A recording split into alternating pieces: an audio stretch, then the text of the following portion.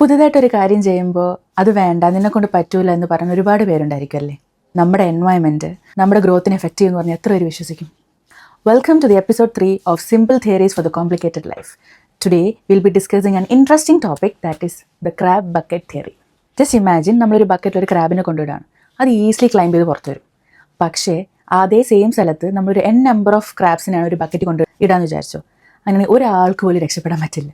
അതെന്താണെന്നറിയോ? ആ എൻവയോൺമെൻറ്റിൽ നിന്ന് ഒരാൾ രക്ഷപ്പെടാൻ വേണ്ടി ട്രൈ ചെയ്ത് ക്ലൈംബ് ചെയ്ത് തുടങ്ങുമ്പോഴത്തേക്ക് പുറകിലുള്ള ക്രാബ്സ് വന്നിട്ട് അതിൻ്റെ കാലിൽ പിടിച്ച് വലിച്ച് അതിന് താഴോട്ട് പുള്ളി ചെയ്തിടും. സ്റ്റഡീസ് പറയുന്നത് എന്താണെന്ന് വെച്ച് കഴിഞ്ഞാൽ human behaviour is also similar to this crab bucket theory.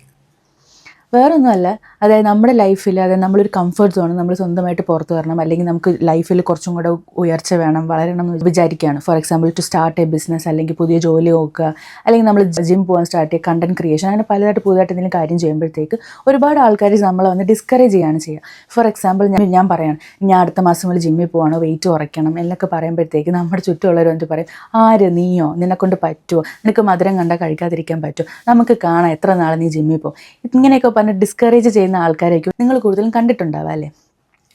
ഇതൊരിക്കലും അവർക്ക് നിങ്ങൾ ഇഷ്ടമില്ലാത്തത് കൊണ്ടൊന്നുമല്ല. മെയിൻ റീസൺ എന്ന് പറഞ്ഞു കഴിഞ്ഞാൽ mainly due to their insecurities. ഒരുപാട് ആഗ്രഹിച്ചിട്ട് ഓൾറെഡി അത് അവരെ കൊണ്ട് ചെയ്യാൻ പറ്റില്ല എന്ന് പറഞ്ഞ് അവരുടെ ഡ്രീംസിനെ അംബിഷൻസിനെയൊക്കെ ഗീവ് അപ്പ് ചെയ്തിരിക്കുമ്പോഴത്തേക്ക് വേറൊരാൾ അത് ചെയ്യുന്ന കാണുമ്പോഴത്തേക്ക് അതൊരിക്കലും ദേ കാൻ ടേക്ക് ഇറ്റ്. അവർക്കത് അക്സെപ്റ്റ് ചെയ്യാൻ പറ്റില്ല. അതായത് നമ്മളിപ്പോൾ അവരെ സപ്പോർട്ട് ചെയ്ത് കഴിഞ്ഞ് കഴിഞ്ഞാൽ അയാൾ വളർന്നു പോവോ, ഞാൻ ലൈഫിൽ പുറകോട്ടായി പോകും എന്നുള്ളൊരു പേടി കാരണമാണ് മെയിൻലി ആൾക്കാർ ഡിസ്കറേജ് ചെയ്യുന്നത്. അത് മാത്രമല്ല, നമ്മുടെ ചുറ്റുമുള്ള സർക്കിളിനെ നമുക്ക് മനസ്സിലാക്കാൻ നമുക്ക് ഭയങ്കര പാടാണ്. ഇപ്പോൾ നമ്മളൊരു ബിസിനസ് സ്റ്റാർട്ട് ചെയ്യാൻ ചിലപ്പോൾ ചുറ്റുമുള്ള ആൾക്കാർ വന്നിട്ട് മനസ്സോടെ എന്തായാലും ആൾ വളരോ ഇല്ലെന്ന് നമുക്ക് ഉറപ്പില്ല. അങ്ങനെ ഇരിക്കുന്ന ഒരു സാഹചര്യത്തിൽ ഭയങ്കരമായിട്ട് വന്ന് സപ്പോർട്ട് ചെയ്യും. പക്ഷെ പോകെ പോകെ കുറച്ചും കൂടെ ഗ്രോ ചെയ്ത് കുറച്ച് നമ്മൾ എന്തെങ്കിലും വളർന്നു എന്ന് തോന്നി കഴിയുമ്പോഴത്തേക്ക് you will realise that the support is loudest from the strangers and the faintest from your families and relatives. നിങ്ങൾക്ക് രണ്ട് ഓപ്ഷൻ ഉണ്ട്.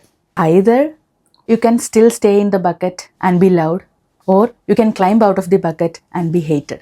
ബാക്കിയുള്ളവരെ പോലെ നിങ്ങൾ കംഫർട്ട് സോണിൽ ഇരിക്കാതെ പുറത്തോട്ട് വരുമ്പോൾ anyway you will get hated. ഒരുപാട് പേര് നിങ്ങളെ വിട്ടുപോകും. നിങ്ങളാണ് ഡിസൈഡ് ചെയ്യേണ്ടത് if you have to stay in the bucket or you have to climb out of it. So don't be like the crabs, don't mind the people who are trying to pull your leg. Just try harder, climb out and get out.